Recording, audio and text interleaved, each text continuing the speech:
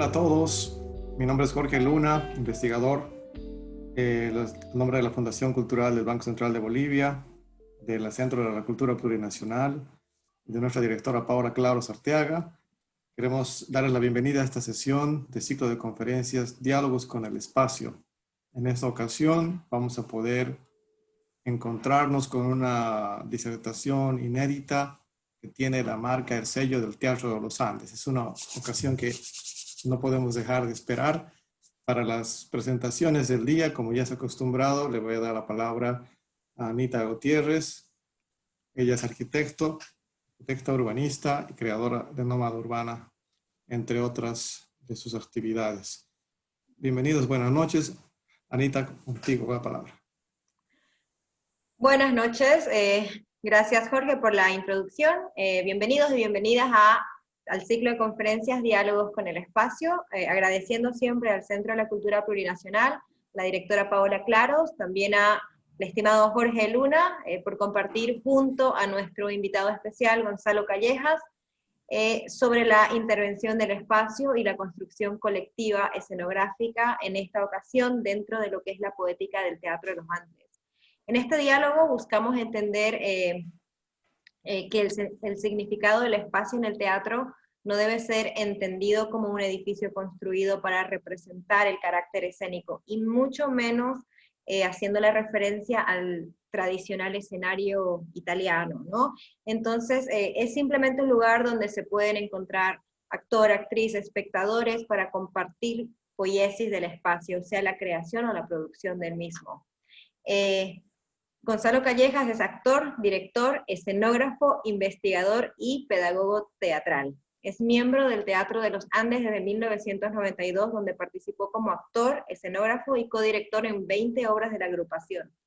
Dirige los proyectos sociales de teatro como el instrumento de discusión e inclusión social y dicta talleres de residencia y workshops sobre entrenamiento físico y vocal, puesta en escena y creación escenográfica. Entre sus trabajos dirigió el grupo de teatro El Animal en las obras Un simple ejercicio, El Animal, Los Cabezones, El secreto del río, Invisibles, Adelita, Domitila, Síndrome del quemado, Los ciegos y Si nos permiten hablar, entre muchos. Destacó en la realización escenográfica de las obras Gula, dirigida por Eduardo Calla, Ricardo III, con dirección por Diego Aramburo, Animales domésticos de Andrea Riera, La última horquilla de Darío Torres, Tinku Nakama con Ariel Baptista y Si nos permiten hablar, en dirección propia con el Teatro El Animal. Recibió muchos premios, entre ellos los premios de Mejor Actor en el Festival MES Sarajevo en Bosnia-Herzegovina con la obra Hamlet de los Andes, y el Premio Nacional Eduardo Baroa con la obra Mar. También recibió tres veces el premio Raúl Salmón de la Barra por mejor diseño escenográfico en el 2017 con la obra Animales domésticos, en 2018 con la obra Un buen morir, del amor y otras iluminaciones, y en el 2019 con la obra Si nos permiten hablar. También recibió el premio Raúl Salmón de la Barra en la categoría de mejor director en el 2019 por la obra Si nos permiten hablar. Gonzalo, un tremendo gusto conocerte y tenerte aquí con nosotros. Te escuchamos. Buenas noches a todas y a todos. Yo encantado de poder compartir esta investigación, y es la primera vez que voy a compartir y eso me pone muy animado y con ganas de ver que se reflejen los demás estas investigaciones que he ido haciendo. Voy a hacer una reflexión sobre el espacio desde mi experiencia y el punto de vista del arte teatral.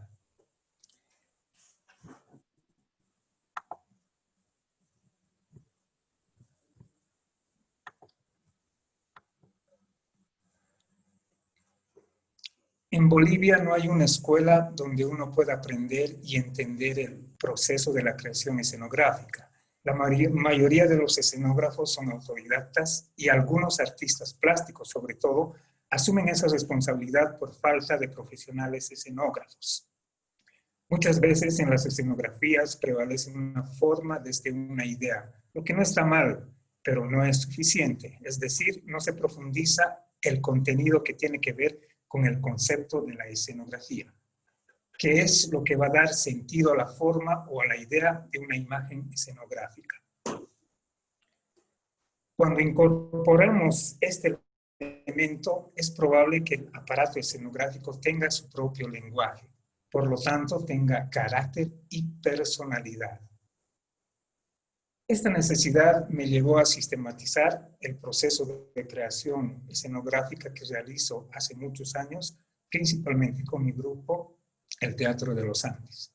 Al momento de hacer una retrospectiva con base en los trabajos escenográficos que realicé, descubrí un sinfín de información en contenidos, conceptos y elementos que hay que considerar en el aparato escenográfico, que hasta ese momento lo había hecho muy intuitivamente, sobre todo venían de la práctica teatral que realizaba con mi grupo.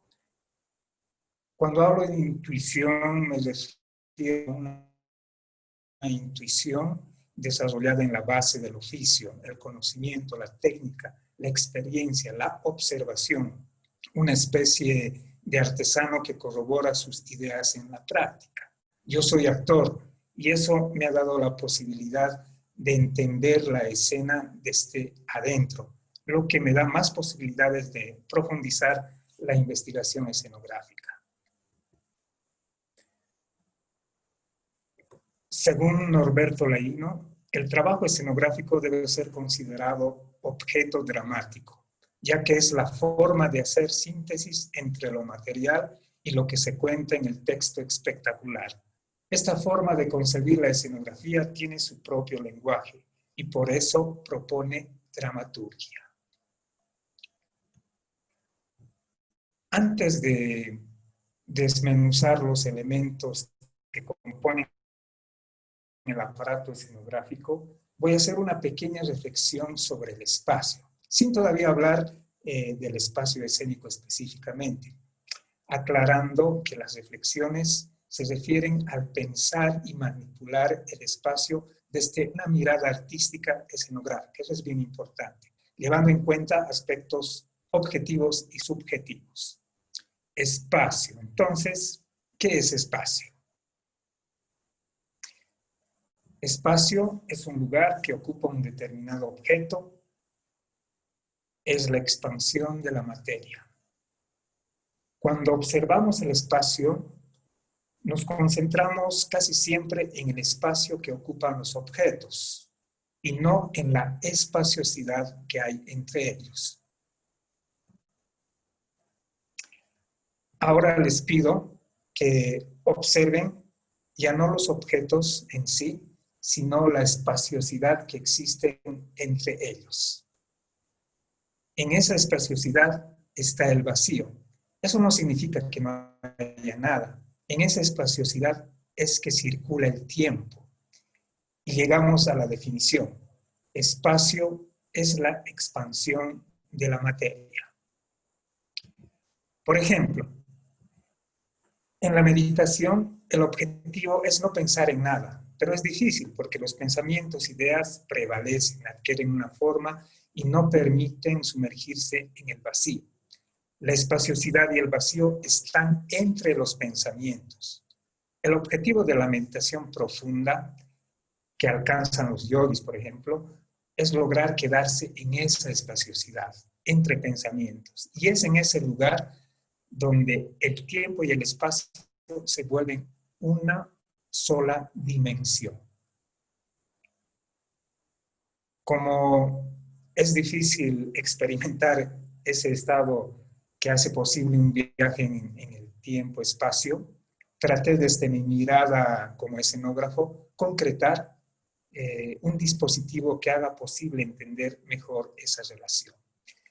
Un dispositivo que lo denominé millones, y lo materialicé basándome en algunos conceptos e ideas de espacio, tiempo, movimiento. Antes de mostrar el dispositivo, compartiré cómo surgió para llegar a este elemento escenográfico. Para entender mejor espacio-tiempo como una sola unidad, vamos a expresar al espacio con la forma de un cuadrado. plano lineal, un signo que encierra una unidad espacial con cualidades de forma bastante precisas. Por el otro lado, voy a expresar al tiempo con la idea de un círculo, donde puedo visualizar, el paso del tiempo. De hecho, los relojes tienen esa forma circular que da la idea del tiempo. La idea del tiempo está insertada y latente en el espacio, por lo que el círculo, en cuanto a idea de tiempo, nace de las diagonales del cuadrado que permiten visibilizar la circunferencia como un concepto inseparable del cuadrado. Aquí vemos cómo se multiplican los cuadrados y las circunferencias, generando movimiento. Eso es muy importante. Y podemos ver el concepto del espacio con el tiempo conformando una unidad indisoluble, complementaria, dual.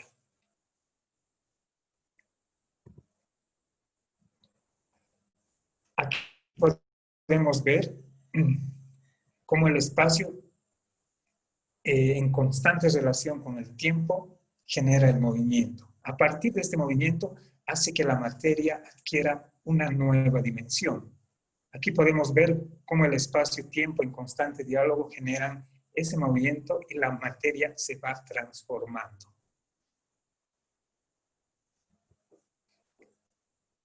El cuadrado con el movimiento va adquiriendo tridimensionalidad y se va transformando en un cubo.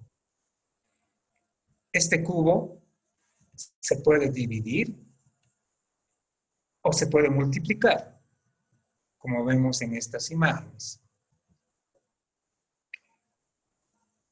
Ahora, el cubo a escala micro y macro conforman una red cuadriculada infinita, un telar finalmente hilado con múltiples módulos. Básicamente es el origen de este dispositivo que les mencioné anteriormente, que lo denomino millones, que como dije antes, tiene una infinidad de posibilidades, puede realmente multiplicarse. Es a partir de este dispositivo que yo voy creando las escenografías pensando en el espacio y lo que puede generar movimiento y de alguna manera introducir a la idea de tiempo que hay en el teatro.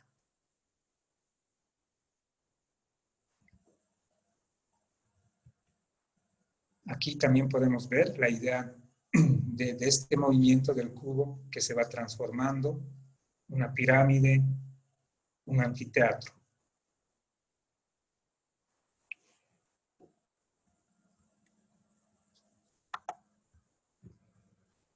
El tiempo fluye desde adentro y hacia afuera y regresa de afuera hacia adentro en ciclos permanentes, un devenir del tiempo en movimiento. Un tiempo que retorna cíclicamente una y otra vez a su principio y origen. No hay nada estático, nada es porque todo se está haciendo, porque nada está quieto, nada está haciendo, no existe nada inmóvil, no hay algo sin hacer nada, nada va y viene solamente, siendo, todo está haciéndose y deshaciéndose, transformándose, yendo o viniendo. Nada comienza y nada termina. Todo se recrea. No hay ser ni siendo. Todo es un hacer y deshacer. No hay ser. Todo es un hacer.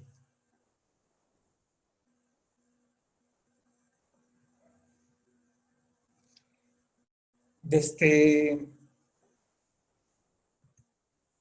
estas primeras premisas que hacen referencia al espacio, tiempo, movimiento, forma, cubo, ahora quisiera relacionar este dispositivo que he creado, que lo llamo millones, cómo lo puedo yo manipular y jugar en el espacio, generando lugares, imágenes, con solo el hecho de componer, dividir, multiplicar este dispositivo. Inicialmente voy a hablar de dos obras en concreto, Hamlet de los Andes, donde utilizo este dispositivo como punto de partida, pero también algunos elementos que hay en esta obra, elementos escenográficos que hacen referencia a este recorrido que tiene que hacer un elemento durante la obra y que se vuelva dramaturgia. Aquí vemos el dispositivo que da la idea de una pared negra, ¿no? Continuamos, aquí también tenemos el dispositivo ya en otras posiciones. Hay una puerta en el medio y hay a los costados hay telones transparentes negros, que es básicamente la escenografía de Hamlet. Y aquí hay un elemento fundamental, ¿no? Antes de entrar a este elemento que es la puerta, simplemente lo que quiero que esté claro es este dispositivo, cómo se va relacionando con el trabajo de escenografía que yo voy componiendo, ¿no? Este dispositivo sirve para hacer maquetas, para entender el movimiento y para que la escenografía bien visualmente ya vaya concretizándose en el espacio, que es un elemento fundamental. Bien, seguimos. Aquí hay este elemento puerta que es esencial en Hamlet de los Andes, porque es un elemento que también cuenta, tiene una personalidad, eso es a lo que me refería antes, tiene personalidad y lenguaje propio. ¿De dónde nace este elemento puerta? En Hamlet hay este personaje principal, Hamlet, justamente, que tiene una serie de condiciones, tiene una serie de subjetividades dentro de su cabeza, dudas, de hecho el famoso ser o no ser, todas esas preguntas que hacen mover a este personaje dramáticamente por toda la obra. Yo quería ver cómo puedo sintetizar todo lo que pasa a este personaje sintetizado es esta puerta. ¿Por qué esta puerta? Porque de esta puerta es que salen los pensamientos, los personajes, los fantasmas, y que además esta puerta no es solo puerta, es también un lugar donde él se refugia, donde él entra y sale, como entraría a su cabeza y saldría de esos pensamientos, de esas dudas. También es una mesa donde él mismo es el difunto, donde él mismo come su propia carne, y esta mesa también se convierte, perdón, esta puerta también se convierte en mesa, y tiene otra connotación. Entonces, este objeto, durante toda la obra, va viajando, va haciendo un recorrido por toda la obra, contando también la historia.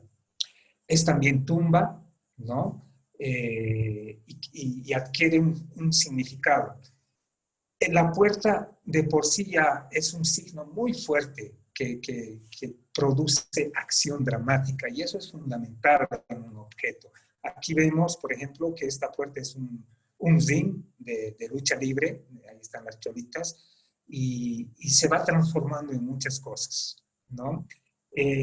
Quiero reflexionar también sobre un objeto que no está aquí, que no vemos en las fotos más adelante, vamos a ver, que es el agua, que está relacionado al personaje de Ofelia en Hamlet, que hace el mismo recorrido. Bien, eso es un poco para entender, por un lado, el dispositivo que he creado, que se llama Millones, cómo voy relacionando visualmente en el espacio concreto, también si es una maqueta. Y después un elemento fundamental, que los objetos, la escenografía, tienen un propio lenguaje, cuentan también lo que va a suceder en la obra con su propio lenguaje. Obviamente tiene que estar en sintonía con los otros elementos, el texto, sobre todo los personajes, pero es importante entender ese aspecto que tiene fundamental la escenografía, que tiene su propio lenguaje. Vamos a hablar de Mar. Lo interesante de Mar es que en esta obra lo primero que apareció fue la escenografía, ¿no? O sea, la escenografía es una tela blanca que tiene una calidad, tiene un espesor, y esta tela blanca, cuando está en el espacio, plana, remite mucho, por ejemplo, al desierto, al desierto, aquí podemos ver, remite mucho al desierto. Anteriormente vimos cómo se podía transformar en montañas, ¿no? Una pared. Decía que este fue el disparador, la escenografía, este dispositivo escenográfico fue el disparador para crear esta obra, aunque ya teníamos previsto de qué íbamos a hablar, pero fue un motivante bien esencial para que la obra se dé de esta manera, ¿no? No voy a entrar en detalles de la historia porque ya nos alargaríamos demasiado, pero aquí vemos, ¿no? Con esta imagen lo que quiero resumir de este dispositivo escenográfico, que es fundamental entender el tipo de escenografía que vamos haciendo, es que la escenografía adquiere otra dimensión, inclusive de lo funcional que puede ser. Por ejemplo, en MAR, los mismos actores son los que manipulan y está a la vista. Entonces, eso genera sentido, ¿no? Cuando hablamos de MAR, hablamos de la idea de esta pérdida, de esta presencia pérdida en el sentimiento boliviano. Y esta idea de hacer, de crear las olas, también si son un sueño, son subreales, ¿no? Porque aquí vemos la ola que se mueve, ¿no? Da otra connotación. Ahí no solo es bello, no solo es funcional a la obra, sino cobra sentido, ¿no? Es metáfora pura, metáfora poética pura. Entonces, cuando logramos hacer eso con la escenografía, probablemente la obra teatral se vaya a otro nivel mucho más particular. Bien, aquí también vemos cómo la escenografía se transforma en nubes, montañas. Aquí ahora yo voy a mostrar este video haciendo esta reflexión sobre el espacio, sobre este dispositivo Millones. Voy a mostrar una serie de imágenes de obras que por un lado se van a ir relacionando al dispositivo que lo llamo Millones, relacionando, y vamos a ver el dispositivo y vamos a ver la obra ya concluida, ¿no? Con todo el espesor, con la terminación justa, etcétera, ¿no? Vamos a mostrar un par de obras, pero por el otro lado yo voy a ir haciendo reflexiones sobre lo que hay que considerar la escenografía como un elemento de la puesta en escena. Eso es bien fundamental. Espero que las dos no se crucen, imagen y texto, pero que de alguna manera van a cobrar sentido.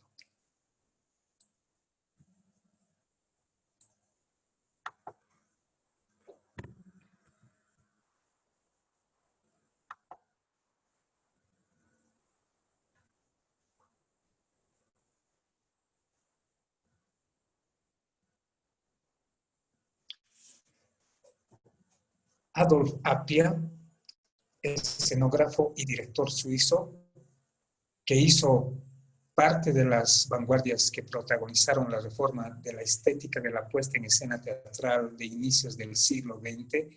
Escribe que el arte de la puesta en escena es el arte de proyectar en el espacio lo que el dramaturgo solo ha podido proyectar en el tiempo. En la estética teatral desarrollada por el Teatro de los Andes, la proyección y la manipulación del espacio son tan importantes en la proposición de la obra como lo es el texto dramático que será puesto en escena. Es importante señalar que en teatro existen diferentes dimensiones espaciales que deben dialogar y relacionarse entre ellas. Así, lo que llamamos de espacio escénico es el conjunto y la relación entre el espacio actoral, el espacio dramático, el espacio lúdico, el espacio textual, el espacio escenográfico, el espacio sonoro o musical y el espacio del espectador.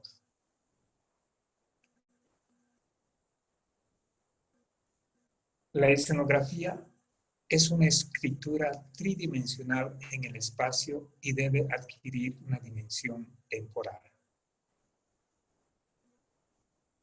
La escena está compuesta de varios elementos, como el texto dramático, los personajes, la música, la luz, el vestuario, los objetos, la escenografía. Cada uno de estos elementos tiene su propio lenguaje y opinión, por lo que también es y son dramaturgia. Todos estos elementos tienen que estar en total consonancia para que la escenografía sea transitable y aparezca el gran tejido que es la obra teatral como un todo unificado. Como escenógrafos necesitamos pensar una escenografía que esté relacionada con el todo. No podemos forzar un diseño que puede ser interesante en sí mismo, pero no dialoga con los demás elementos de la puesta en escena. Si bien el espacio siempre es un límite, depende de las posibilidades del actor y del director aprovecharlo y explorarlo. Un escenógrafo no muestra la escenografía, da la escenografía para que los actores tomen posesión de ella y desde la indagación poética puedan proponer y crear significados que aporten a la acción dramática de la obra. La escenografía se construye a partir del espacio y la materialidad y se completa desde el diálogo con los demás elementos de la puesta en escena. Y si bien la acción está en función de lo que propone el espacio, la escenografía debe ser funcional a la acción dramática. Ese es su principal objetivo. En el Teatro de los Andes, la escenografía hace parte de la dramaturgia escénica y se construye como concepto junto a la creación de las obras. No es un elemento decorativo que llega luego de completar la escena. Concebimos la creación espacial escenográfica como disparador y resultado de la acción dramática que se está desarrollando.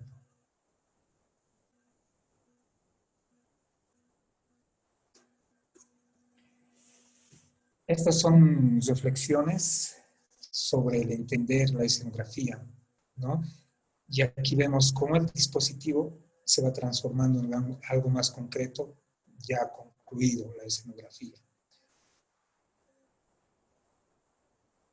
Este dispositivo sirve para entender más que todo el movimiento de este objeto, de este dispositivo escenográfico en el espacio. Y hablamos, esto es importante aclarar, ¿por qué para mí es importante relacionar el tiempo con el espacio? Poner una fotito.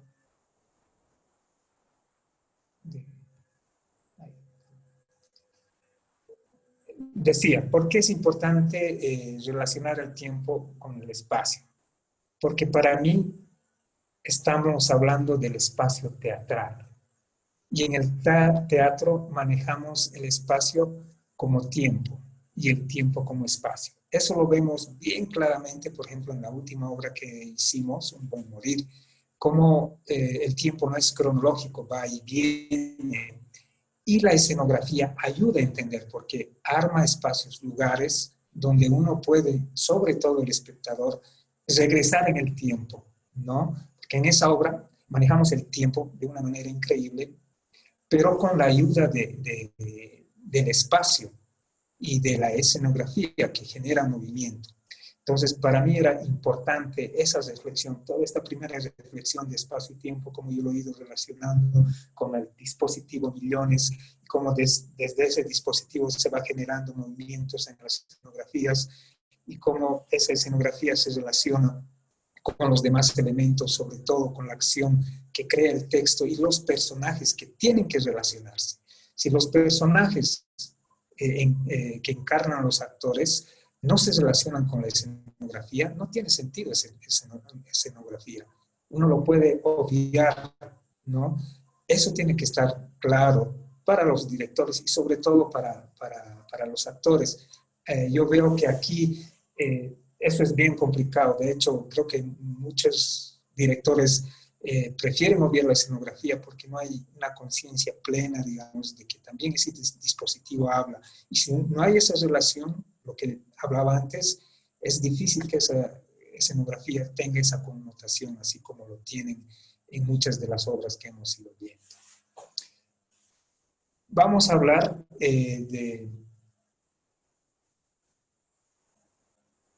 de otro espacio. Vamos a reflexionar sobre el espacio teatral desde otro punto de vista, que no es el espacio convencional del teatro. Hasta ahora, digamos, nos concentramos en el espacio de la caja negra, la italiana, o el cubo blanco, como muchos lo denominamos. Vamos a hablar ahora de el espacio escénico, por ejemplo, en un lugar que no sea el teatro, que sea una plaza, una calle, ¿no? Y para hablar de este espacio, este otro tipo de espacio no convencional, voy a compartir dos experiencias que tuvimos. Voy a intentar ser breve por el tiempo, que es una experiencia que lo hicimos en la Chiquitanía, concretamente en la comunidad del Carmen, donde hicimos una pasión de Cristo, ¿no?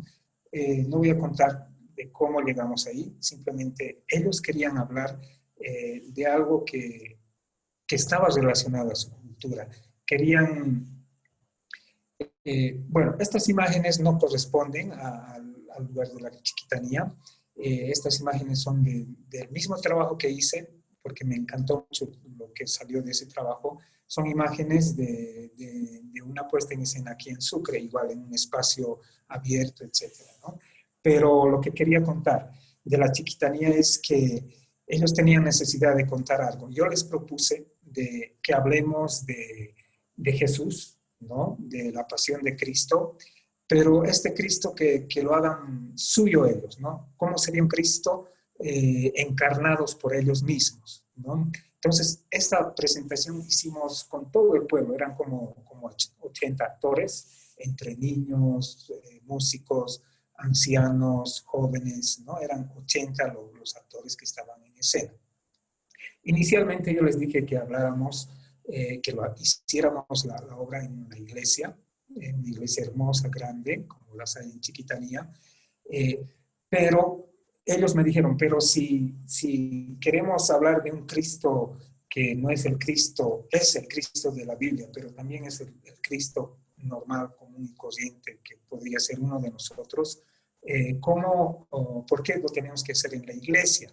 ¿Por qué no lo hacemos donde nosotros estamos en lo cotidiano, en la calle, en nuestras casas, el público que esté en la calle, a ambos lados, y la acción dramática o la acción de la escena ocurre en medio, ¿no? Yo me puse a pensar, claro, tienen razón, y ahí es donde el espacio tiene sentido, porque justamente ellos querían hablar de este Cristo desde su punto de vista, no de lo bíblico necesariamente, también, pero eso me dio a entender que el espacio define mucho, ¿no? Y crea sentido, porque si lo hubiéramos hecho en la iglesia, obviamente cobraba sentido y casi iba a lo obvio, pero si lo hemos sacado de ese espacio y lo hemos llevado a la calle, ¿no? Donde la gente está y de donde la gente es, a las casas, los personajes salían de las casas, se entraban a las casas cuando eran perseguidos, a Jesús le sacaban de una casa y lo llevaban por la calle torturando, lo crucificaban en un poste, ¿no? Entonces el espacio ya cobraba sentido, y eso a mí es algo que descubrí haciendo esa experiencia. Otra experiencia que voy a comentar y compartir es una experiencia que tuvimos en un pueblo de Italia, que se llama Santa Croce. Igual, en este pueblo nos contrataron para hacer una obra de teatro con la necesidad de hablar del pueblo. Este pueblo hermosísimo, como ven aquí, una parte, un pueblo de piedra, casi abandonado, y la necesidad era de ellos de hablar de este pueblo al inicio. Hablar de este pueblo, ¿por qué los jóvenes ya no quieren regresar? ¿No? ¿Por qué ya los jóvenes se van y van dejando este pueblo? ¿No? Entonces, nosotros tomamos esta referencia del pueblo como escenografía, ¿no? Hay mucha piedra, hay puertas, casas abandonadas donde probablemente vivió alguien, y es de ahí que sacamos los elementos para componer esta obra. Por ejemplo, las puertas que viajan por todo el pueblo.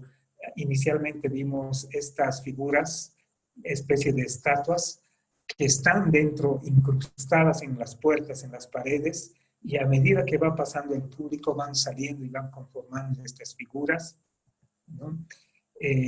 La idea de las sombras, de los recuerdos que provocan, qué hay detrás de la puerta, eso nos remite mucho a esta imagen, ¿no? Lo que hablan, los recuerdos, la gente que vivía en este pueblo, ¿no? Entonces, eso también nos ha dado la posibilidad de entender el espacio, que tenga un significado, que tenga un signo, ¿no? Que también está contando. O sea, pasó aquí, por ejemplo, en esta experiencia, que nosotros el día del estreno, porque hicimos varias presentaciones para amigos, para gente de otro pueblo que vino, pero el día del estreno se tuvo que llover, perdón, llovió bastante, que al final lo tuvimos que hacer en la iglesia del pueblo. Y claro, ahí tuvo otra connotación, ya no era la misma, cobraba otro sentido, también no es que la obra salió mal, sino cobraba otro sentido, tenía otro sentido poner las puertas, hablar, es como si también el espacio de la iglesia se hubiera integrado a este contexto, igual funcionaba, igual fue hermoso, pero como estos espacios también pueden comunicar signo, que es un lenguaje importante en el teatro. Bien, pasamos al espacio teatral virtual. Digamos que antes de comentar específicamente de un trabajo que hice con relación a este tema, quisiera simplemente comentar que el teatro tiene una gran virtud y que es el encuentro, ¿no? Este encuentro cercano, casi cercano, de diferentes dimensiones en un espacio concreto. Este encuentro entre el espectador, el actor y el espacio. Eso es fundamental, es la esencia del rito.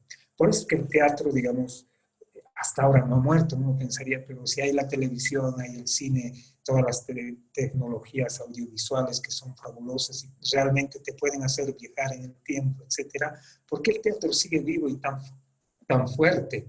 ¿No? Justamente porque tiene esa esencia de presencia, el aquí y ahora, el compartir en este momento, ¿no? La misma obra, también si es exactamente igual, en otro lugar no va a ser lo mismo, porque tiene ese poder de presencia. Eso es fundamental. Entonces, partiendo de esta premisa, podemos hablar del espacio virtual. Y quiero volver a hacer una reflexión sobre el dispositivo que hice, de millones. Cuando hablamos, cuando él se va contrayendo, cuando se va dividiendo más aún, vimos cómo eso se divide ampliamente, y se vuelve macro, y cuando se vuelve micro. Entonces, tomando ese ejemplo, yo lo vuelvo, ¿no? Tomamos el cubo y se sigue dividiendo y llegamos a la pantalla virtual. ¿Y qué pasa con esta división tan así, más minuciosa y profunda? Digamos, a través de esta pantalla vamos no solo relacionando el espacio, sino relacionando un espacio mucho más íntimo, ¿no? Entonces, ahí nos concentramos incluso en los sentimientos, lo que uno está viviendo, lo que uno está también, dado la situación en que estamos de la pandemia, etcétera, eso nos lleva a una intimidad absoluta con este cubo blanco, la idea del cubo blanco, digamos, que es virtual, ¿no? Simplemente quería hacer esa reflexión. Voy a contar ahora una experiencia que hice, refiriéndome a lo que comenté, que es un taller virtual que hice con jóvenes de toda Bolivia, ¿no? Intentamos montar horitas de teatro, prácticamente monólogos, con un par de ejercicios, pero justamente lo que prevaleció, digamos, lo que salió a la luz fue estas intimidades, ¿no? Muchas reflexiones sobre lo que vivían en el espacio, que habían encontrado en este encierro también dentro de uno mismo, ¿no? Reencontrarse, irse, digamos, si tomamos el cubo blanco como si fuera uno, cómo esto se va midiendo y vamos llegando a la esencia de uno mismo, que nos hace reflexionar y probablemente nos hace cambiar puntos de vista porque estamos en una situación difícil, ¿no?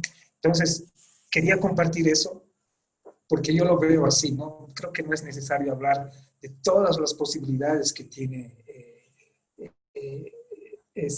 la virtualidad de este espacio. Todos han probado muchas posibilidades y funcionan todos. Lo que quería hacer hincapié es en esto, ¿no? De que este cubo blanco se ha vuelto mucho más íntimo, ¿no? Y ha llegado realmente al sentimiento, al profundo, ¿no? De este núcleo, ¿no?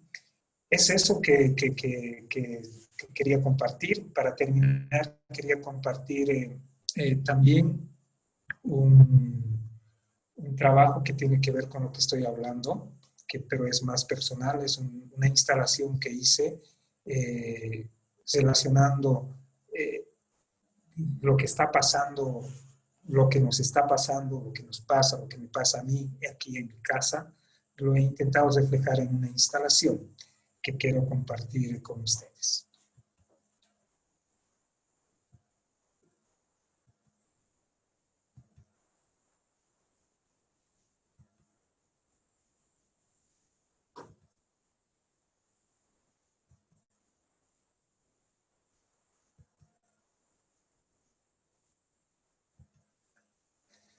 En esta instalación podemos ver el paso del tiempo, podemos ver el objeto en sí, ¿no?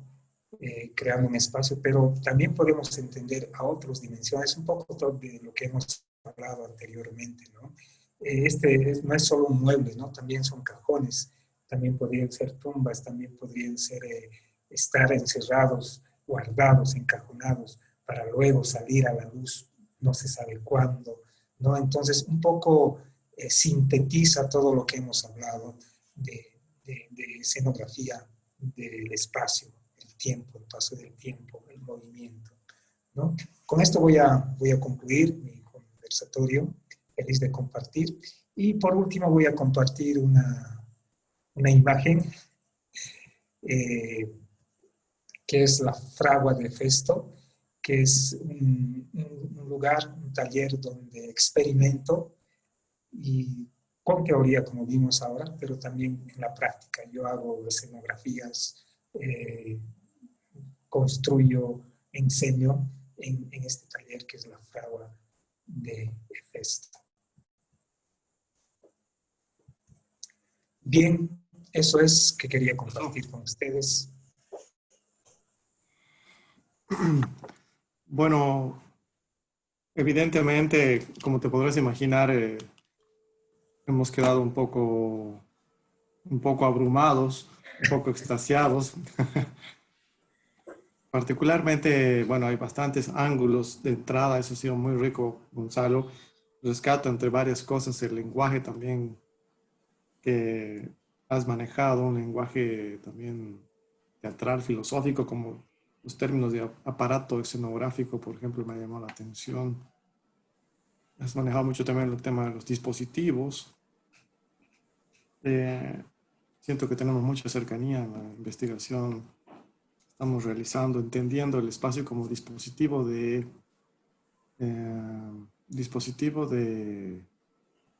subjetivación, dispositivo de modulación de la energía, etcétera, ¿no?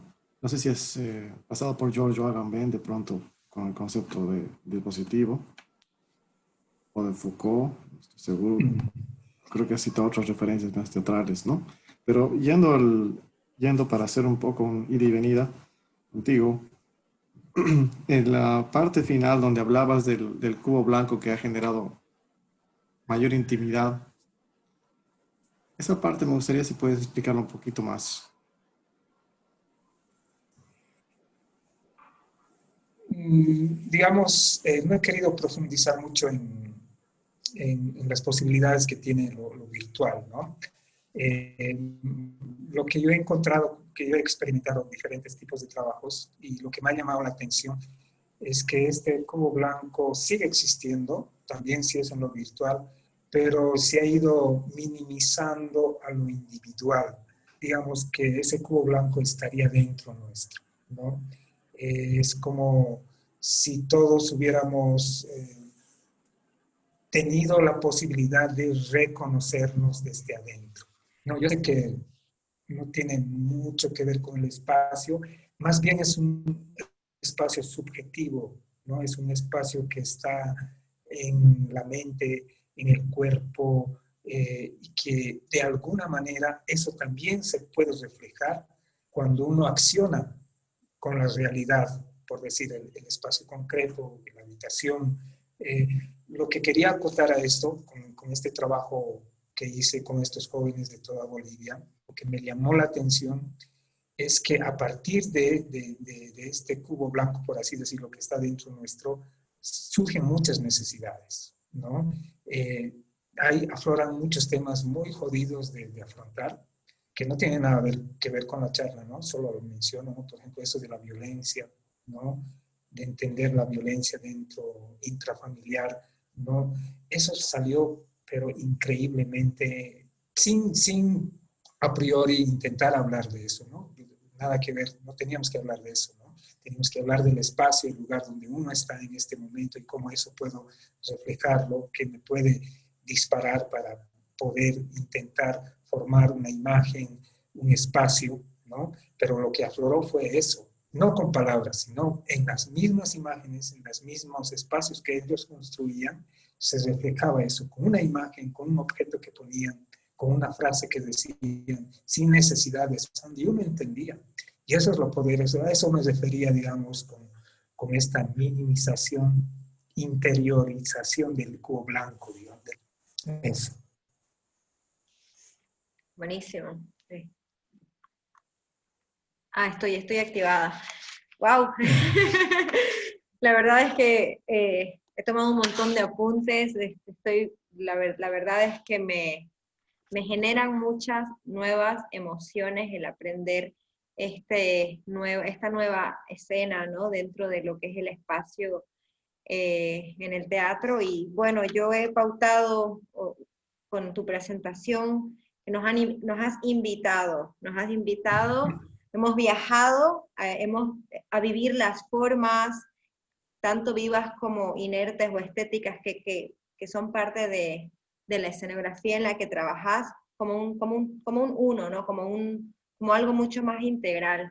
Y estos mismos elementos siento que pautan a que los has convertido en metáforas, como hablando como en el caso de la puerta, ¿no? Que están llenas de simbología muy, muy fuerte, muy dramática, y que junto a nosotros ya, al entender todo este contexto, también nos invitas a transfigurar este espacio, ¿no? Y creo que eso es bastante importante, haciendo ciertas referencias a lo expresivo, a lo simbólico de tu escenografía, ¿no? Y tengo una pregunta, ¿no? Desde esta expresión tan manifestante, tan simbólica, y sobre todo esta característica que es, o sea, que es dinámica, interactiva, ¿no?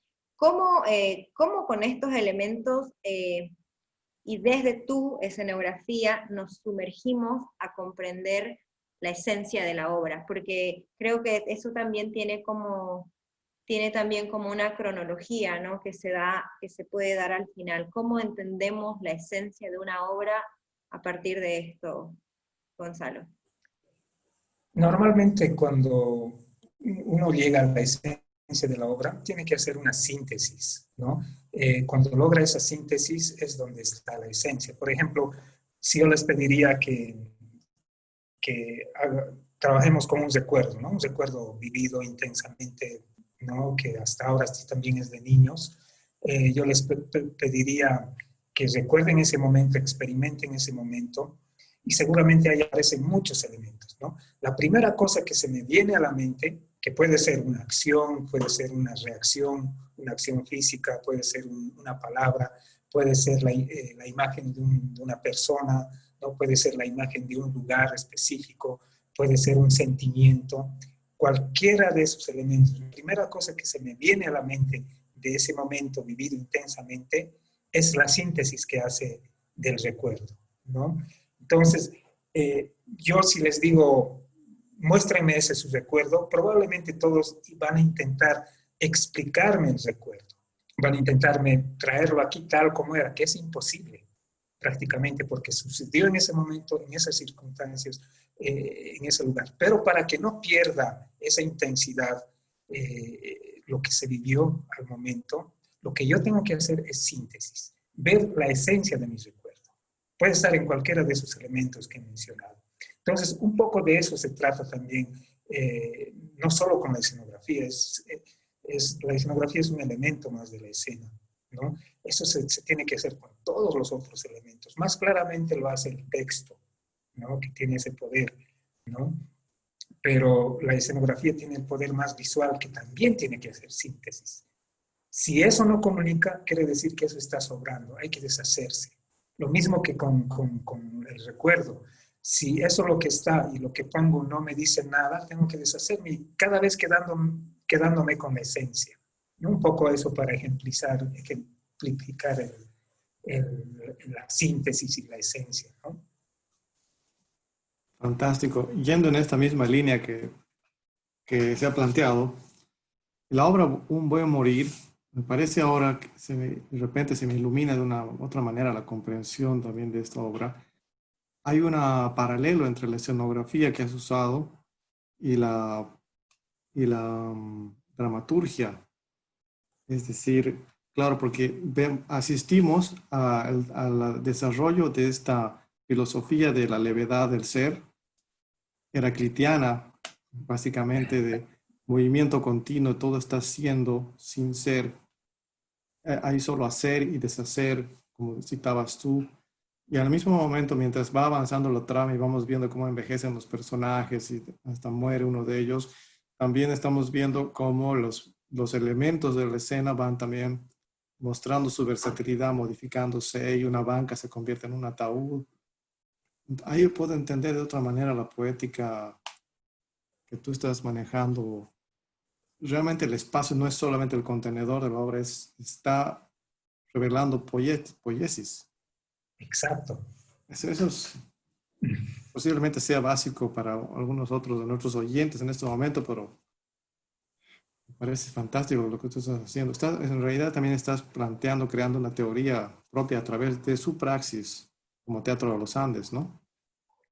Sí, sí, exactamente. Y el ejemplo que das de Un buen morir es un claro ejemplo, ¿no? Cómo el tiempo ahí es fundamental, ¿no? Cómo en un momento esos dos personajes tienen 80 años y en un segundo están con 20 cuando se conocieron, ¿no? Y después vuelven a envejecer. En teatro se puede hacer eso, ¿no? En teatro se puede manejar el tiempo, ¿no? Y cuando manejas el tiempo, también puedes manejar el espacio. Y al revés. Pero esto yo lo saqué de una vivencia propia, porque yo soy del norte de Potosí, de una cultura ancestral, ¿no? Y tengo raíces muy profundas, originarias, ¿no? Yo hasta, digamos, cuando yo comencé a racionalizar todo lo que yo manejo en el espacio escenográfico, yo me acordaba todas las cosas que me contaba mi abuela, ¿no? Que están relacionadas al espacio, al tiempo, al movimiento, el pasado, el futuro, esta idea del tiempo que no es circular para ellos, sino más bien que es como una serpiente cíclica que va y viene, deshace, ¿no? Yo lo he tomado como punto de partida para entender, porque lo entiendo, digamos, en la memoria de mi cuerpo, porque eso viene heredado desde hace miles de años. Lo entiendo, pero no lograba racionalizarlo. Por eso es que creé este dispositivo para entender el espacio dentro, el tiempo dentro del espacio, ¿no? Porque en teatro realmente sí se lo puede visualizar, ¿no? Y con la obra Mar, no solo en Mar, también en otras obras, eso adquiere sentido, ¿no? Y lo que decías, ¿no? O sea, si esos objetos, la escenografía o los objetos que están ahí, no tienen relación con los personajes, con la obra en sí, por más hermosa que sea esa escenografía de Un buen morir, si no cumple esa función de tener un lenguaje propio, Está ahí porque es bonita nada más, lo que pasa muchas veces, ¿no? Por algo esa mesa, esa silla se vuelve tumba, esas paredes son transparentes y no es una tela, ¿no? Se mueve, se transforma, las luces, o sea, todo adquiere sentido. Y ese es el trabajo en realidad de la puesta en escena, cuando uno empieza a ver la escena en su totalidad, todo tiene que amalgamarse. Por esto este dispositivo, que lo llamo millones, se divide en miles de cosas y van creando, ¿no? Eso también se lo puede hacer con los otros elementos. Por ejemplo, la palabra o la luz, que también tiene su propio lenguaje. Y si lo llevo a ese nivel del dispositivo, millones, también lo puedo manejar desde ese nivel. Puedo visualizar la luz, puedo visualizar las palabras, lo que provoca en el otro, ¿no? Entonces, es un mundo realmente muy amplio para investigar, seguir investigando. Por suerte, digamos, yo tengo la experiencia en la práctica, que eso es fundamental. Si no entendiera desde la práctica todo lo que digo, estaría totalmente perdido. De hecho, estoy perdido en muchos conceptos, teorías de espacio, tiempo, ¿no? Entonces, pero es hermoso, digamos, poder descubrir y dar tu sentido, ¿no? Tu propio sentido, ¿no? Porque sería complejo hablar de espacio-tiempo, ¿no? En términos más físicos, ¿no? Porque uno no logra comprender. Pero si lo llevamos y lo visualizamos, por ejemplo, en este caso en el espacio escénico, sí ahí se puede concretar, porque realmente lo vemos, ¿no? Genial. Yo tengo algo respecto al dispositivo y creo que esto está muy relacionado a mi visión de la forma, ¿no? A ver, veo tu dispositivo, el desdoble que tiene de la bidimensionalidad a la tridimensionalidad. Hay un estudio matemático de proporción, de forma, de tiempo, movimiento, ¿no? ¿Considerás que este dispositivo permite que una lectura y comprensión en la escenografía que está definida y entendida como algo como contemporáneo? Totalmente. O sea, lo contemporáneo, justamente, cuando se habla de contemporáneo en escenografía, por ejemplo, es cuando surge el movimiento, ¿no? Entonces ya no es el telón pintado, ya no es la perspectiva sola que da los telones pintados, sino que eso también tiene movimiento. Y cuando vimos en la exposición que hice, el movimiento en el espacio genera espesor, ¿no? Entonces, ya está, ¿no? A partir de eso que se lo ha hecho hace muchos años, no es algo nuevo, digamos, ¿no?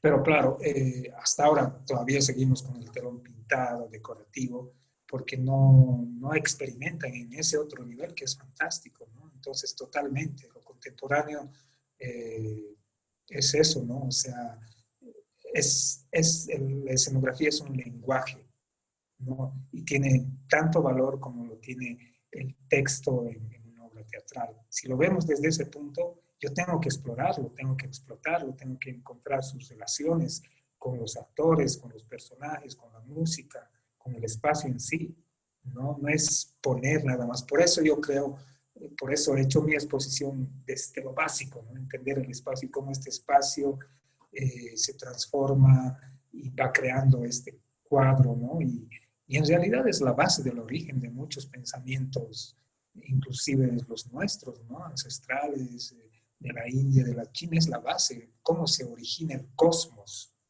¿no? Que nosotros estamos inmersos en eso. Por eso me refería a esto que la fotografía, la foto de la vela, donde entiendo, ¿no? De la conciencia que es un lugar vacío, pero en realidad es un lugar vacío donde está ocurriendo muchas cosas, ¿no? Tiempo y espacio se confluyen ahí, pero que solo los yogis iluminados logran entender. Nosotros mortales no, seguramente no llegaremos a ese nivel, pero eso me da pautas para entender este dispositivo, ¿no? Que un poco lo relacione con eso, ¿no? Cabalmente yo también quisiera resaltar en este manejo del tiempo y el espacio, entonces relacionado bastante la, la, la sinergia que hay entre ambos. Me recuerda mucho a cómo planteó las condiciones de posibilidad del pensamiento en sí, el filósofo Emmanuel Kant, en la inauguración de la modernidad, no en el libro de la crítica de la razón pura, cabalmente. O sea, el tiempo y el espacio son las coordenadas de posibilidad de nuestro pensamiento, nuestro pensar. Y a mí me interesa mucho cómo también podemos pensar ahora nosotros las condiciones de posibilidad de la experiencia artística. Y en este caso, tú lo estás haciendo de alguna manera de la experiencia teatral. La cuestión del rito que tú planteas, quizás me gustaría quedarme en esto al final. Entiendo que el rito sería lo que hemos perdido en esta época de virtualidad, que si bien Dubati habla del convivio como Jorge Dubati habla del convivio como la regla principal que se ha perdido de la teatralidad, me parece que en tu discurso hay más bien una énfasis en que es el carácter ritual del teatro el que no se puede lograr ahora porque no hay presencialidad. ¿Va por ahí? ¿Estoy acertado? ¿Me puedes volver a hacer la consulta? Es un poco lo perdí, o sea, no escuché bien, perdón. Ya. Sí, sobre la ritualidad. Si es el elemento de la ritualidad ancestral que recupera el teatro, el elemento central para ti, que es el que en este momento está perdido o está en suspenso por la pandemia que nos obliga a hacer actividades virtuales en el teatro. Sí, sí, este sería el elemento fundamental. Sí, sí, sí, es fundamental ese elemento, ¿no? Por eso el teatro no va a dejar de existir si todavía hay esa ritualidad. Esa es la base en realidad, porque hay encuentro, como decía antes, ¿no? Hay encuentro verdadero, y ese encuentro es en ese momento, no puede ser en otro, en ese momento, ¿no? Y ese tiene esas características, el rito, ¿no? Cuando yo decidí dedicarme al teatro muy jovencito, aunque ya estaba muchos años en el Teatro de los Andes, a mí una historia me llevó a tomar esa decisión, que toda mi vida me dedicaría al teatro. Y la historia es muy simple, es una historia verdadera, en realidad, que ocurre en una comunidad de donde soy yo, en el norte de Potosí. Voy a intentar ser breve, que es para el Día de los Muertos, ¿no?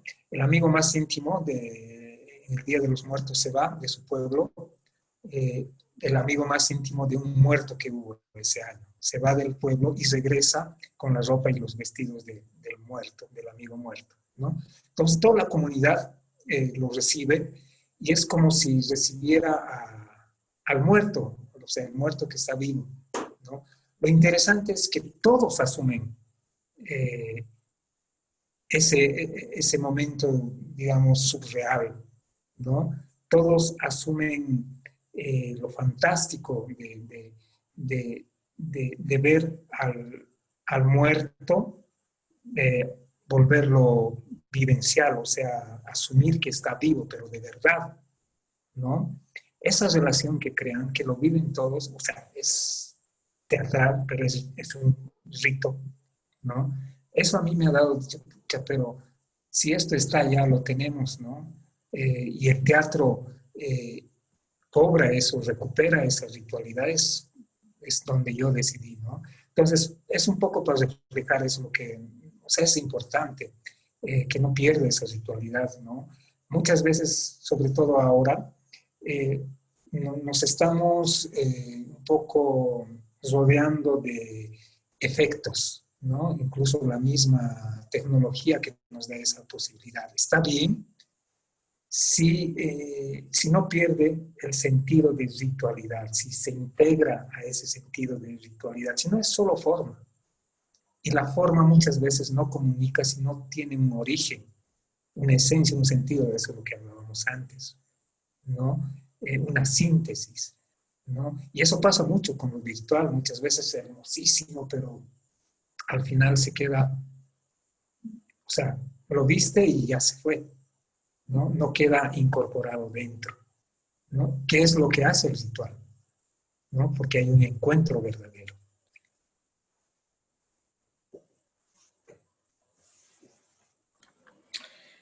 Bueno, aquí la arquitecta de nuevo.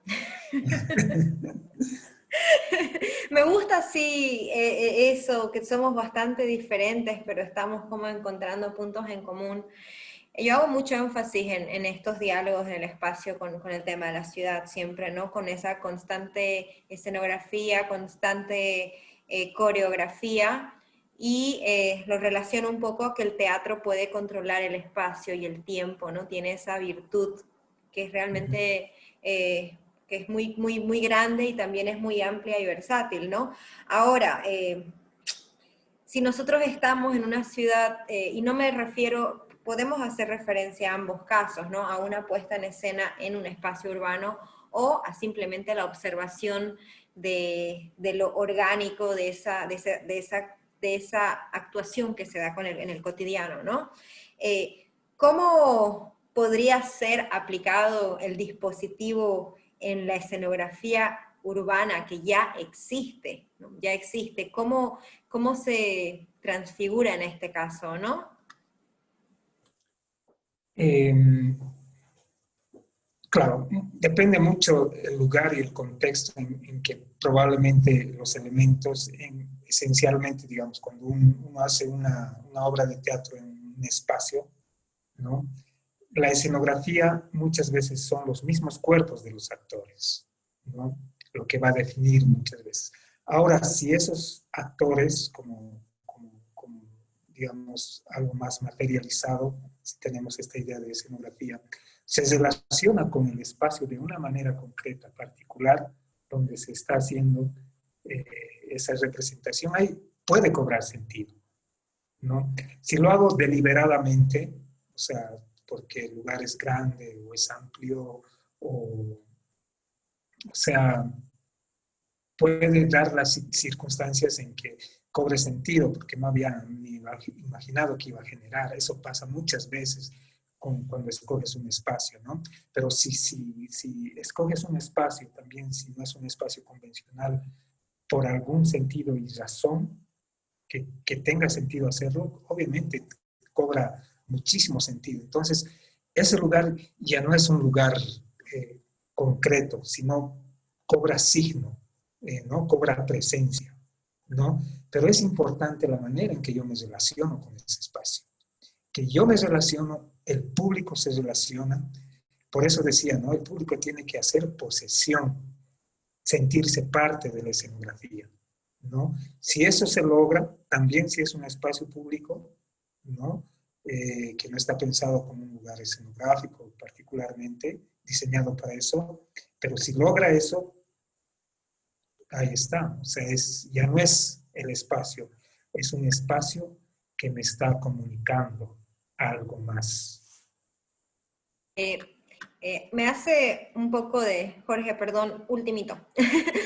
Ítalo Calvino, Ciudades Invisibles, la ciudad y los signos, ¿no? Es como que en estas lecturas de Calvino, en los capítulos que se refiere a la ciudad y los signos, nos habla sobre viajar sobre ese espacio, ese territorio que ya lo conocemos, y es nuestra imaginación aquel dispositivo que lo activa y lo transfigura, ¿no?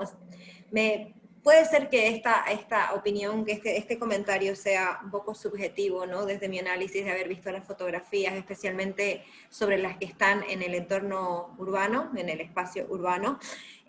Bueno, no es realmente una pregunta, ¿no? Simplemente es como una analogía que hago con este libro, que también es una representación teatral de las ciudades que nosotros ya conocemos, ¿no? Y que Calvino nos invita a vivirlas de otra manera y realmente como sumergirnos hacia la esencia, ¿no? Un poco también relacionado a lo que te había preguntado antes. Así que, nada, en este caso era un comentario, ¿no? Me llamó mucho la atención, la verdad. Gracias por compartir Okay. esto, sí. ¿No? Buenísimo, Ítalo Calvino, sin duda, ¿no? Tremendo libro.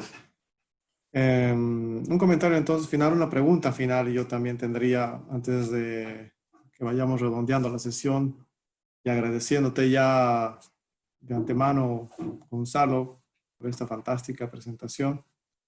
Cuando hablabas del contraste del espacio de la ciudad respecto del espacio, cuando decías el espacio no convencional respecto del convencional, hablabas de cómo la ciudad, el espacio genera un signo, el lugar específicamente, ¿no? Como por ejemplo la iglesia. Y yo he llegado un poco a la conclusión de que el asunto es que lo que cambia es que el espacio público o la calle tiene mayor posibilidad de narración. Que ese es el chiste al final de cuentas entre el cubo blanco, la caja negra o los otros espacios que te permiten jugar, y a veces también hay un ruido de otras narraciones que quizás no te interesan, con las que hay que generar ciertas discriminaciones y amplificaciones.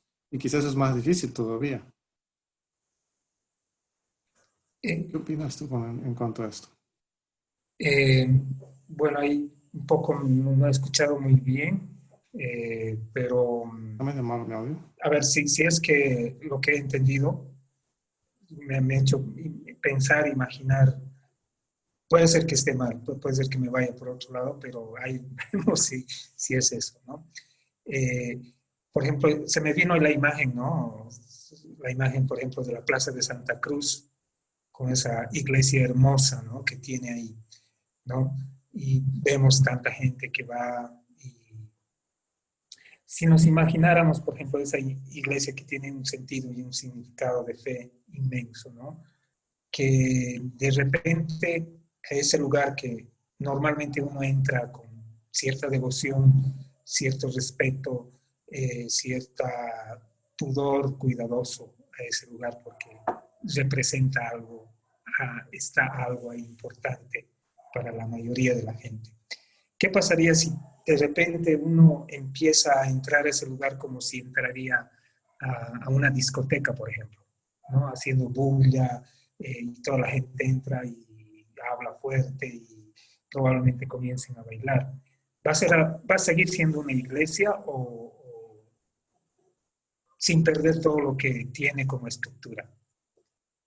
¿No? ¿Qué relación están generando la gente que entra de esa manera? ¿Entiendes? No es el espacio en sí, sino la relación y la manera en que la gente se comporta es que da sentido a ese lugar. ¿Entiendes?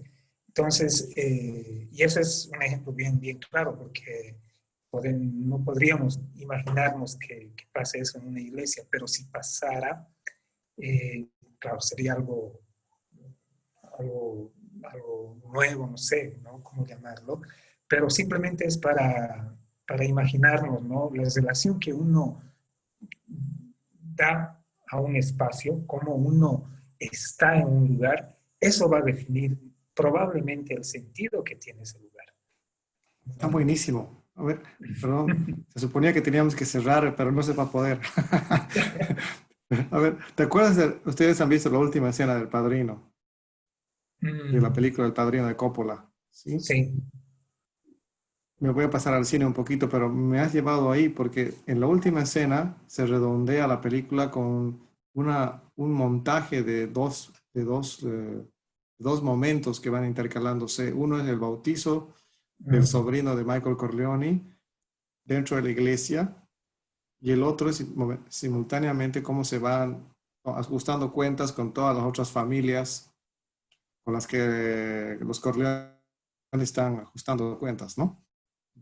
La serie de matanzas que están habiendo mientras se muestra en la iglesia el bautizo. Me parece que en esa escena logran hacer que la iglesia sea el contexto, o sea, un poco la referencia espacial de la narración de esas matanzas. Es ¿No que hay ves? Claro, bueno, a eso me voy porque tú nos hablas de cómo se podría modificar ese espacio solemne, sagrado, religioso, con acciones atípicas. Y seguiría siendo iglesia, quizás. O sea, quiere decir, le da su narración, en este caso, de sacrílega a la acción. Se convierte en otra cosa totalmente, cobra otro sentido, sin perder su esencia, ¿no? Para la que ha sido construida. Pero la manera en que me relaciono le da otro sentido. Eso no significa que pierda su esencia, ¿no? Claro, claro. Y si tú ves, cuando uno logra manejar esos signos, ¿no? Ya sea en el cine, en el teatro muchísimo, porque el teatro es mucha metáfora, ¿no? Si logra manejar esos signos, es increíble, ¿no? Cómo uno va relacionando las cosas, va logrando tener otros planos de lectura, que no es solo lo textual, inclusive lo visual, ¿no? Cuando hay esas conexiones, tiene un montón de niveles de percibir una obra, ¿no? Por ejemplo, Un buen morir, hay muchos estudios sobre Un buen morir, que nosotros inclusive a priori no habíamos pensado llegar a esos niveles, ¿no? Pero inclusive hay estudios casi psicoanalíticos, filosóficos, porque justamente, ya, digamos, en sí el tema es muy fuerte, ¿no?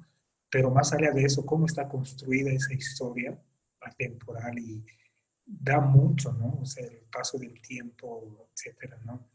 Entonces, realmente el signo en el teatro, ¿no? Es importante, ¿no? Pero el sentido que va a dar ese signo es la manera en que, vuelvo a repetir, en que yo, ¿no? Puede ser el actor, puede ser el texto, cómo yo reacciono y me relaciono con eso. Si no hay esa relación, ese signo, por más potente que sea, probablemente se pierda. Gracias. Gracias, Gonzalo. Anita, estamos en tus manos. Gracias, Gonzalo. Muchísimas gracias por ilustrarme dentro de lo que es esta disciplina tan novedosa para mí. Me interesó muchísimo estudiar mucho los conceptos, el trasfondo, conversar contigo para conocerte y me gustó muchísimo el diálogo que se generó también con Jorge, porque esa visión filosófica, esa visión metafórica, tan simbólica también, contribuye a que se pueda como comprender el espacio de una manera mucho más subjetiva y no necesariamente técnica como en la arquitectura y el urbanismo estamos muy acostumbrados y acostumbradas a entenderlo. Creo que esto es fundamental porque no dejan de ser como dispositivos de activación para generar mejores diálogos formales y funcionales, ¿no? No me refiero a este diálogo, a este intercambio. Me gusta pensar que esto que hemos hecho con este encuentro el día de hoy ha sido una obra impromptu donde yo me siento bastante ilustrada con tu presentación. Muchísimas gracias por eso, Jorge también. Agradecer nuevamente a todas las personas que nos están, que están viendo este evento, a Gonzalo Callejas por tan pulcra presentación. Y bueno, será hasta un próximo encuentro, Gonzalo, un gusto muy grande y bueno, gracias y buenas noches. Hasta pronto, Bueno, Gonzalo. Buenas noches Buenas a ustedes noches. y realmente encantado de haber compartido. Buenas noches. Buenas noches.